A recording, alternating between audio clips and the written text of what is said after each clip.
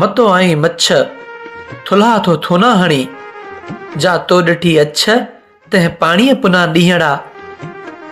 ऐं हा साईं मुंहिंजा सिलसिलो आहे हवाउनि जे हवाले कयल ख़त जेको तव्हां साञा हवंद सजणनि जे नज़र कंदसि।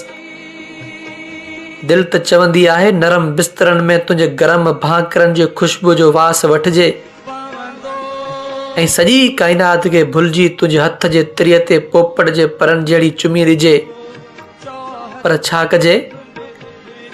छा कजे तूं दूर आहीं, ॾाढो दूर आहीं। हा विंगस तुंहिंजे चेल ते लुॾंदड़ दिलरुबा छोड़ियल वारनि जो कसम।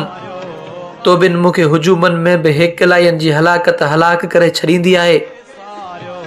ऐं चाहींदे बि तोखे विसारे न सघियो आहियां। तुंहिंजे सार जूं सोपेरियूं मुंहिंजे जीअ में सुरो विझी रहियूं आहिनि। हा शायदि उमाविस राति जहिड़ा तुंहिंजा कारा कारीहर ज़ुल्फ उतर जे बदमस्त हवाउनि जे लोॾ ते लुॾंदा हूंदा। शायदि मट मां मुर्की पाणी भरींदे तुंहिंजे मथे तां रेशमी रओ सिरकी किरियो हूंदो। पर तो न सारियो हूंदो त असांखे न सारियो हूंदो। तुंहिंजूं कारियूं कजलहाणियूं अखियूं शाम वेला जे शर्मीलनि रंगनि में खूहर ॾे पंधु कंदियूं हूंदियूं। तो साहेड़ियुनि जे जोड़ीअ में टहक ॾिना हूंदा ऐं घणनि ई उदास रातियुनि जहिड़ी दिलियुनि खे चहक ॾिना हूंदा। ऐं हा तूं ॻोठ जी छुड़वाग छोकिरी आहीं। तो घणा ई मुर्की मट झोरिया हूंदा। तो दिलियुनि खे फट ॾेई उमाविस राति में आकाश ते बीठल चंड जहिड़नि हथनि ते हिनाउनि जा चिट ओरिया हूंदा। पर तो न सारियो हूंदो त असांखे न सारियो हूंदो। पर तो न सारियो हूंदो त असांखे न सारियो हूंदो। तोखे असां सां गॾु वाहुंदे जूं हठेलियूं हवाऊं वणंदियूं हुयूं। तो उन्हनि वाहुंदे हवाउनि जे महबूब पंध में असांखे विसारियो हूंदो।